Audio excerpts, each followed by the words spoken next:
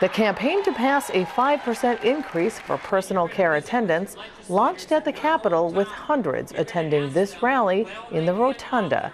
The proposal currently has strong bipartisan support, and many conveyed why they think it's important to act in 2014. I'm dedicated to this 5%. Yes. And I will do everything I can to get it through this session, because we need it and we really deserve this, everybody. So that's my commitment to you. Something I've been trying to stress for my 22 years in the legislature is that you can't treat people in nursing homes different than people that are getting care in group homes or getting care in their own individual homes. And it is about setting some priorities and making some choices. And we can do that. We can do that. We have a big budget in this state. $38 billion was the budget we passed. And we made a lot of choices about spending, and frankly, I questioned a few of them and questioned the priorities we took. We gave raises to the governor and gave raises to some staff people in government, and we gave, started the PCR program again, which is for politicians. We spent a lot of money, but I can't think of a higher priority than making sure that the work you do gets rewarded.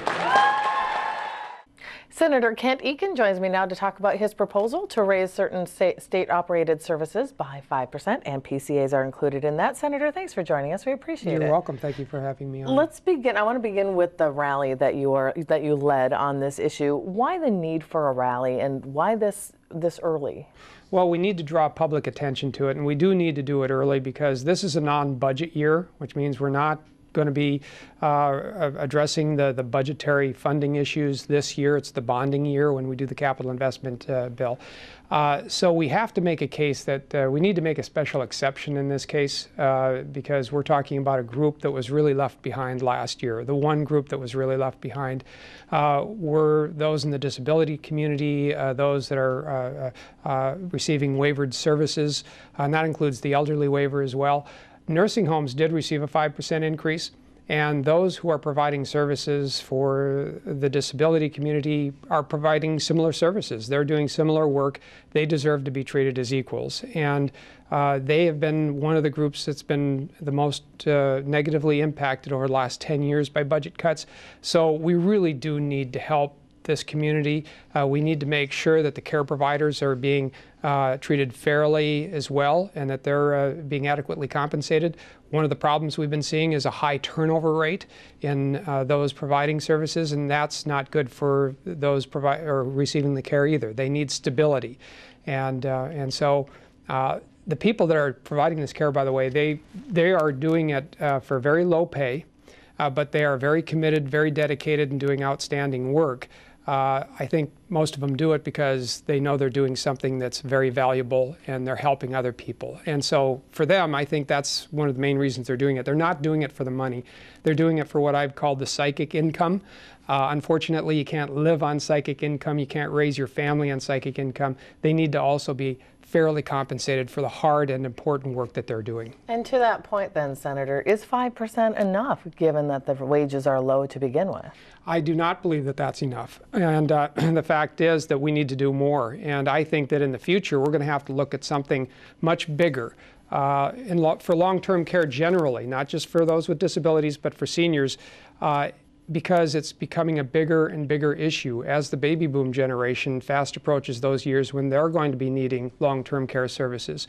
We're seeing demographic changes the likes of which we've never seen in world history. We are entering uncharted waters, and if we don't get out ahead of this age wave that's coming, it's going to swamp us. And so we need to, I've said that we need to have something like an Apollo project for long-term care services for both seniors and people with disabilities, and the two need to be linked together. I think treated as one, treated equally, because again, the people providing care for those in the senior community are providing similar care and services for those in the disability community. So I feel that we should be moving those services along together. And again, I would advocate for having a source of revenue that's identified, that's dedicated specifically for long-term care services. And let's talk a little bit more about that, because in these past few years, there has been a real concerted effort to kind of pull back on the HHS budget and to really watch spending and control spending. Right. How tough of a sell? You have bipartisan support on this proposal, but how hard of a sell would it be to try to broaden it?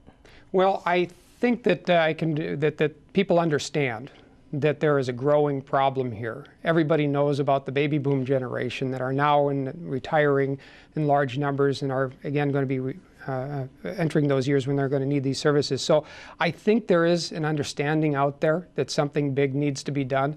I think it is still difficult, however, because a lot of people don't want to look at big problems like this. They'd prefer to maybe ignore them. It kind of reminds me of some advice that a pilot once gave me. I told you that I fly down to the city sometimes. I started flying about 9 years ago, flying a little airplane myself, and another pilot was giving me advice about flying at night because it's more dangerous then. If you experience engine failure, it's hard to see the ground and a good place to land the plane. But he told me what you do is you glide the plane down. If you have engine failure, you glide the plane down to an area you think looks good. And when you're about 100 feet off the ground, you turn on the landing lights, which are the lights on the wing so you can see what's in front of you. And if you don't like what you see, turn them off again. And that was the end of his advice. And it was a joke, of course, but I think some people govern that way. If they don't like what they see, they just turn off the lights and hope it goes away. This is not going away. This is a problem that's going to get harder and harder to deal with the longer we let it go. So we need to deal with it now. We need to do something big. We need to shine the spotlight on this problem in order to fix it in time before it does swamp us.